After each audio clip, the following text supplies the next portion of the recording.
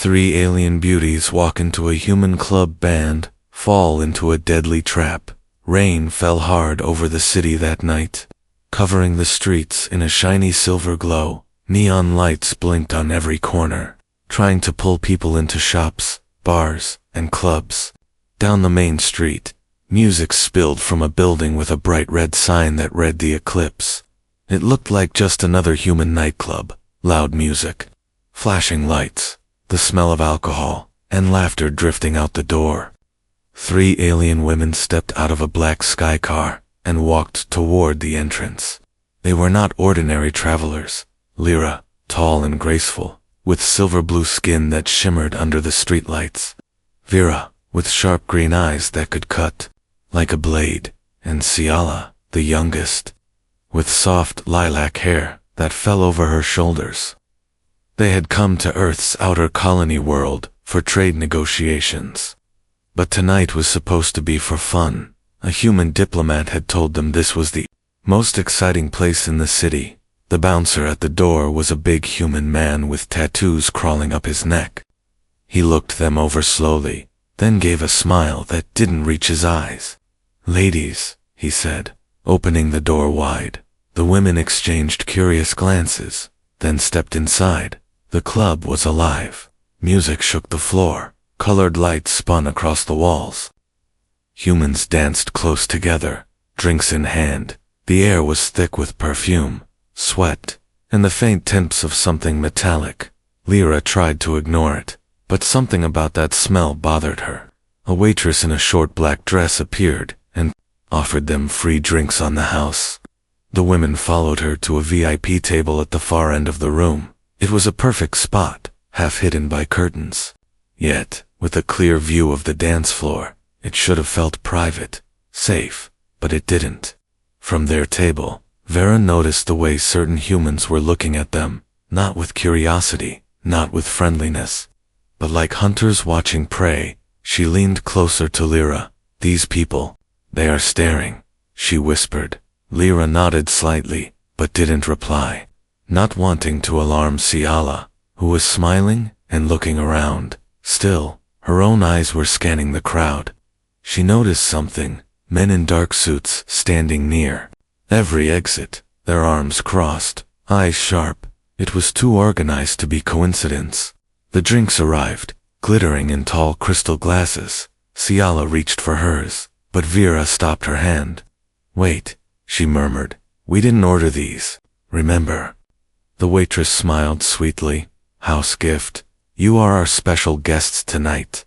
Her voice was pleasant, but her eyes had no warmth at all. Lyra touched her glass, but didn't drink. Something in her gut told her they were already in trouble. The music suddenly dipped lower, almost drowned by a faint static noise.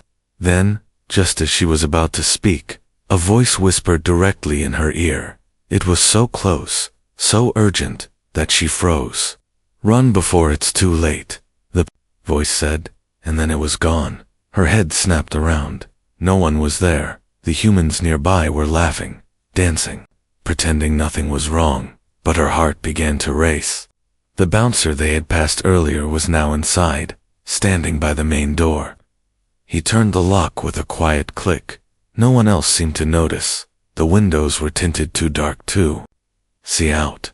Suddenly, the club felt less like a place of music and more like a cage. Vera followed Lyra's gaze and saw the locked door too. Her muscles tensed. "Something is wrong here," she said under her breath. Ciala laughed nervously. "You're just being paranoid." But even she stopped when she noticed a man at the bar watching them. Not smiling, not dancing, just watching. His eyes were steady, focused entirely on them. The waitress returned, this time saying the club owner wanted to meet them. "He has a private lounge upstairs," she said. "He would be honored if you joined him." Lyra felt every part of her scream no, but refusing might draw more attention. She exchanged a glance with Vera, who gave the smallest nod.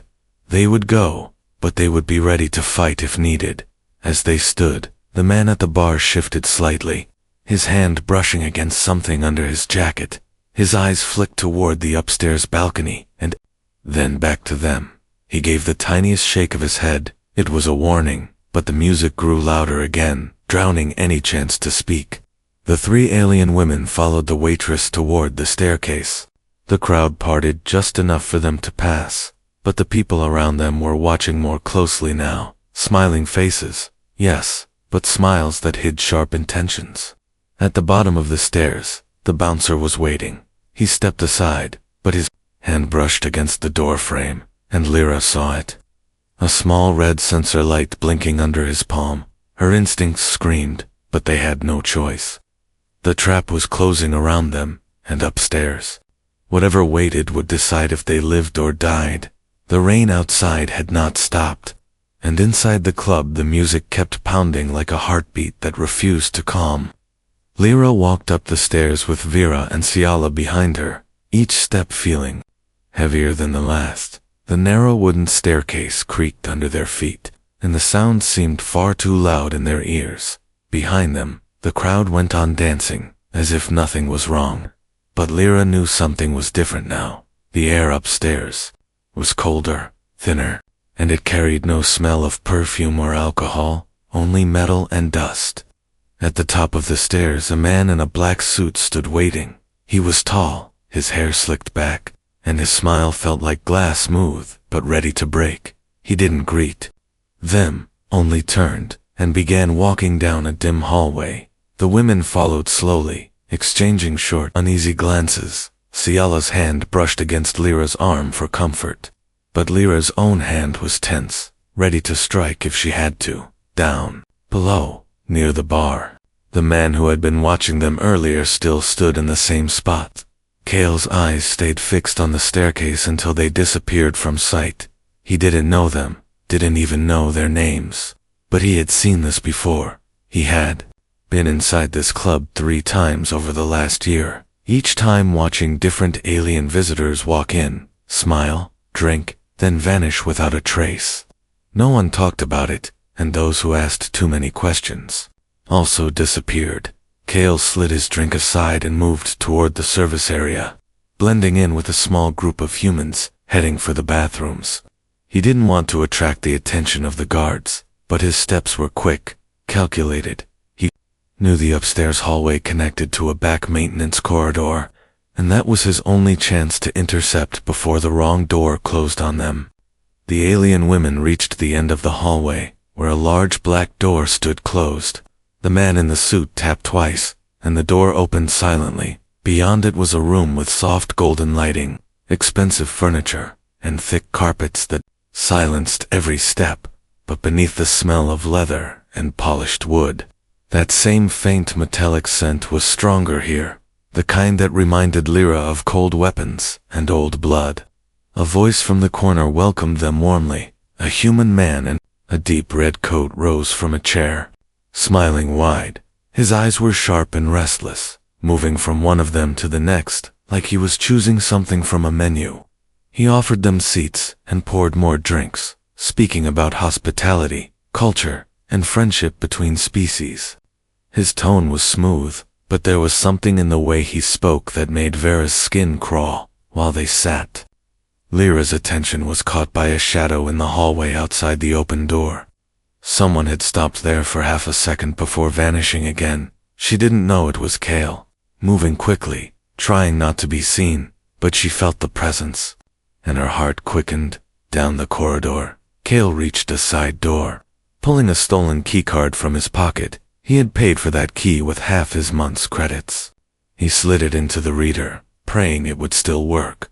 The green light blinked, and the lock clicked open. He stepped inside the service hallway. The music now, just a dull vibration under his boots. He could hear faint voices, ahead human, voices low and serious, and one of them laughing in a way that didn't belong in a place of safety. In the golden-lit lounge, the man in the red coat leaned back in his chair, his smile still wide. His fingers tapped the armrest slowly, like a rhythm only he knew. "I like to meet new visitors," he said softly, "and you three. You are very rare visitors indeed." He lifted his glass to toast them, and as the women hesitated, his smile thinned into something far less friendly. Ciala looked at Lyra nervously, and Lyra gave the smallest shake of her head. Cale was getting closer now, his footsteps silent, his hand resting on the hidden weapon under his jacket. He didn't know if he could take them all on, but he knew one thing: if he waited too long, he'd be too late, and in this place, too late meant they would never leave at all. The door to the lounge closed behind them with a quiet but heavy sound, sealing them inside. The sudden hush felt unnatural after the pounding music downstairs. Lyra's eyes adjusted quickly to the low golden light, and she noticed details that made her stomach turn. No windows, no visible ventilation, and a strange black sheen on the walls that looked like it was designed to muffle sound. The man in the red coat walked slowly around them, like a host admiring art. His voice was calm, but his footsteps carried a weight that made Ciala's shoulders tense. He gestured toward the soft chairs, but none of the women sat. They stood together, forming a subtle defensive line. Vera's sharp green eyes, never leaving his hands. "You've traveled far," the man said, his smile wide but his gaze cold. "You must be tired. Let me make you comfortable." He nodded toward the far side of the room, and two other humans stepped out from behind a partition. They were large, silent, and both wore dark gloves that reached to their elbows. The way they moved made it clear they weren't servers. Lyra's gaze shifted past them to the back of the room, and her breath caught behind a glass partition. She saw chains hanging from the ceiling, metal cuffs bolted to the floor, and a long metal table lined with unfamiliar tools. The sight froze her blood. She stepped slightly in front of Ciala, whose face had gone pale. The man in the red coat seemed to notice her reaction and smiled wider. "We have special rooms for special guests," he said softly. "Here, no one will disturb us." His words were polite, but his tone was heavy with meaning. Down in the maintenance corridor, Cale's boots made no sound on the metal floor. He kept one hand on the wall to feel the faint vibrations of movement above. He knew from the pattern of steps that there were at least 4 guards upstairs, possibly more. The faint hum of an energy lock reached his ears. It was coming from the lounge door. They'd sealed it. Inside, the 2 large men moved closer to the alien women, their smiles gone now. Vera stepped forward slightly, her stance firm. "We came here for music, not this," she said, her voice sharp. The man in the red coat chuckled softly. "Oh, the music is still here," he replied, "but now, you are the performance." Ciala's breath caught in her throat as one of the men reached for her arm. Vera slapped his hand away. Lyra took a step back, calculating the distance to the door. She knew they wouldn't make it in time if they ran now. They needed a distraction, anything to break the rhythm of the humans closing in. At that moment, Cale reached the hidden service hatch that connected to the lounge's side wall. He crouched low, his fingers finding the manual release latch. He knew that once he opened it, everything would move too fast for careful planning, but there was no more time to think. He could already hear the shift in the women's breathing on the other side, the subtle sound of tension before violence. Inside the lounge, the man in the red coat raised his hand, and the 2 guards stepped forward in perfect sync. The golden light flickered slightly, as if the building itself was holding its breath. Lyra's muscles tensed. Vera shifted her weight onto the balls of her feet, and Ciala's hand gripped the edge of her dress, her eyes darting toward the door. The trap had closed completely, and unless something unexpected happened in the next few seconds, none of them were leaving this room alive. Cale's fingers tightened on the latch, the cold metal biting into his skin. He could hear muffled voices through the wall-comm measured, the kind of voices that always came before something terrible. He pulled the latch slowly, the panel opening with a soft hiss. A narrow gap appeared, just wide enough for him to slip through. The lounge was dim from this angle, the golden light spilling across the carpet like liquid. Cale could see the 3 alien women standing together, their bodies tense, faces sharp with fear and readiness. The man in the red coat had his back to Cale. Speaking in that too smooth voice, his 2 enforcers moved closer. their shadows stretching across the floor like claws. Kale's mind raced. He had two possible moves: take the shot now and risk missing, or step in close and make every shot count. He chose the second. He drew the small pulse weapon from inside his jacket, feeling its familiar weight. His other hand reached for the slim control device in his Pokita jammer, one of the few tools that could cut through the club's internal security signals. Inside the lounge, Lyra's gaze flickered toward the corner as if she sensed movement. Vera shifted slightly to cover Ciala, whispering something too soft for the humans to hear. The man in the red coat raised a hand, and his guards stopped. Their eyes were fixed on the women, but there was something else. Kale realized they were listening for sounds from the hall. He activated the jammer. A faint buzz filled the air for just a second before it vanished. The lights dimmed a fraction. The guards turned their heads, confused. That was Kale's moment. He stepped through the gap with no hesitation, his weapon aimed at the nearest man. The pulse shot cracked through the air like snapping metal. The guard collapsed with a grunt, the second one pivoting fast, reaching for his own weapon. Kale fired again, dropping him before he could aim. The man in the red coat turned sharply, his smooth mask breaking for the first time. "You," he began, but Kale cut him off with a sharp gesture of the weapon. "Move away from them." Kale's voice was low, steady, but edged with steel. Lyra's eyes locked on Kale's, a silent question in her expression. Why help them? Why risk himself? He didn't answer, instead backing toward the side door. "We don't have long," he said.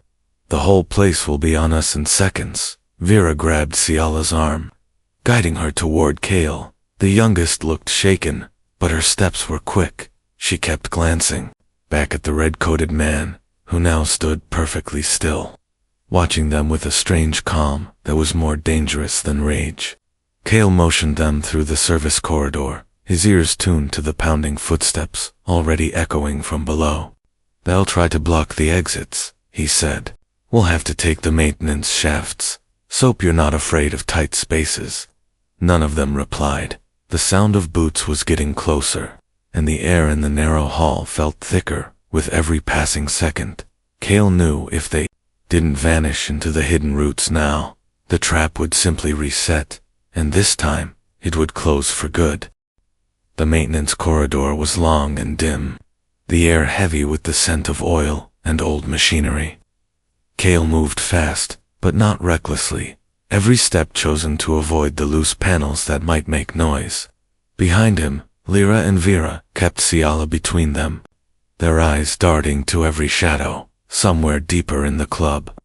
A low alarm began to pulse, a sound too faint for the party downstairs, but meant for the hunters. They were not going to let their prize go easily. The corridor bent sharply to the left, leading to a grated platform above a narrow service bay. Kale stopped, scanning the area. He could hear voices approaching from both ends. The hunters were splitting up to cut them off. Lyra stepped forward, her silver blue skin shimmering faintly under the emergency lights. "We can fight," she whispered. Kale shook his head. "Not here. They'll bottleneck us and drag you back." Before he could say more, a metal hatch above them burst open, and two men in black dropped down. Their boots hit the platform hard, blocking the path ahead. One of them smiled, not with warmth, but with the confidence of someone who thought the game was already won. "End of the line," he said, his hand hovering over the weapon at his hip. Kale didn't flinch. He stepped slightly to the side, enough for his shadow to merge with the edge of the wall. Then his hand shot out, grabbing the first man's arm before the weapon cleared the holster. A twist, a crack, and the man's grip failed. The weapon clattered to the floor. Vera lunged forward, kicking it away. The second man swung at Kale, but Lyra was faster. She stepped into his space and drove her elbow into his ribs. The sharp exhale from his lungs gave Kale the opening to shove him hard into the wall. The man slumped, dazed but still breathing. For a moment, the corridor was silent except for their breathing. Then came the heavy pounding of boots from behind. Them, the hunters from the other direction, were close. Too close. Cale grabbed the fallen man's weapon and pressed it into Vera's hands. "You know how to use it?" he asked. Her sharp nod was all the answer he needed. They moved again, but this time faster. Ciala's face was pale, her eyes wide. She had never seen humans fight like this, not as soldiers in armor, but as predators who could turn a cramped metal corridor into a killing ground. As they reached the end of the corridor, a wide steel door loomed in front of them. Cale keyed in a quick sequence on the side panel. The lock gave a reluctant click, but the moment it opened, shouts erupted. From behind, the hunters had rounded the bend, their weapons already raised. Cale shoved the door open. "Go," he barked. The alien women ran through, and he followed last, slamming it shut just as the first pulse shot burned into the frame. Sparks lit the air for a heartbeat before the darkness swallowed them again. They weren't safe, not even close, but they were out of the club's main cage, and that meant the real hunt had just begun. The door sealed behind them with a deep metallic thud, plunging the narrow space into darkness, broken only by a thin strip of flickering light from a dying panel overhead. The air here was colder, damp with the smell of rust and stale water. Somewhere above, the muffled thump of music still bled through the walls, a distant reminder of the trap they'd just escaped. Cale moved first, guiding them down a sloping passage that led deeper under the building. His hand brushed the wall, counting the ridges in the metal. "Service tunnels," he murmured. "They don't patrol here often, too tight for them to move in groups." His voice was steady, but his eyes kept flicking to the shadows. He knew the kind of people running the eclipse, and he knew they didn't stop until their prey was in chains. Vera kept pace beside him, weapon in hand, her steps silent. Lyra followed close behind, one arm around Ciala, who was shivering not from the cold, but from the weight of what almost happened upstairs. Every sound made her flinch: the distant drip of water, the faint hum of unseen machinery, even the soft scrape of Cale's boots on the grated floor. They reached a junction where the tunnel split into 3 paths. Cale slowed, his head tilting as he listened. The faint vibration of boots echoed from the left. The low hiss of pressurized air came from the right. Straight ahead was silent. Middle path, Cale decided quickly. Fewer sensors, but we'll have to move fast. As they pushed forward, the tunnel narrowed until the walls brushed their shoulders. Lyra's breathing deepened, her senses straining. She could feel the static charge in the air, the kind that came from energy weapons warming up. "They're tracking us," she whispered. Cale gave a short nod. "Yeah, and they're close." The confirmation came seconds later. A burst of light flared from behind them, followed by the sharp crack of a pulse shot. The beam sizzled past Vera's ear, striking the wall ahead and filling the tunnel with the smell of scorched metal. Cale spun, firing back down the tunnel. The confined space made the sound almost deafening. He didn't aim to kill, just to slow them. "Move," he shouted. Vera took the lead now, guiding Ciala ahead. Lyra stayed at Cale's side, matching his pace. They rounded a final bend and slammed into a sealed hatch. Cale cursed under his breath, dropping to one knee to pry open the control panel. His hands worked fast, bypassing the safety lock. The footsteps behind them grew louder, the hunters' shouts bouncing off the walls. With a sharp snap, the hatch released. Cale shoved it open, revealing a steep ladder descending into blackness. "Down," he ordered. Vera went first, Ciala after her, then Lyra. Cale followed last, closing the hatch above just as a volley of shots hammered into it. The metal ladder groaned under their weight, the darkness swallowing them whole. They didn't know where it led, but one thing was certain: whatever waited below was still better than being caught above. The ladder seemed to go on forever, the metal cold under their hands, their boots clanging softly against each rung. The only light came from a faint glow far below, a dim pulse that flickered like it was alive. Cale's voice drifted down in a low whisper. "Almost there. Keep moving." His words were meant to steady them, but even he wasn't sure what they would find at the bottom. When their boots finally hit solid ground, The air changed. It was heavier here, warmer, carrying a faint smell of ozone and oil. They stood in a cavernous space beneath the city, an abandoned maintenance sector, forgotten by most. Massive pipes ran along the walls, dripping water into puddles that reflected the dull glow from old emergency lights. Vera scanned the shadows, her weapon steady. "Are we safe?" she asked. Cale shook his head. "Safe? No, just harder to catch." He moved quickly toward a row of half-collapsed storage units, pulling away a sheet of corroded metal to reveal a hidden service bike. The sleek black frame looked out of place in the decaying tunnel. "Stole it years ago," he said. "Never thought I'd use it for this." They could hear the faint echo of movement above, distant, but too close for comfort. Cale mounted the bike and motioned for them to climb on. Vera sat behind him, keeping her weapon aimed at the darkness. Lyra held Ciala close, settling in the rear. The engine hummed to life, its sound barely more than a whisper. Cale steered it down a narrow rail path, the wheels gripping the old maintenance track. The bike's headlight cut through the dark, revealing graffiti, rusted machinery, and places where the walls had caved in long ago. Halfway through the ride, a faint metallic clang echoed from somewhere behind them. Lyra turned her head, her eyes catching a shadow moving fast in the distance. "They found another way in," she said sharply. Cale didn't slow. "Then we make them regret following." The tunnel ahead opened into a vertical shaft lined with old cargo lifts. Cale drove the bike straight onto a narrow support beam, the machine balancing on the edge as he gunned the engine. The drop below was a black abyss. The women clung tighter, their breaths caught.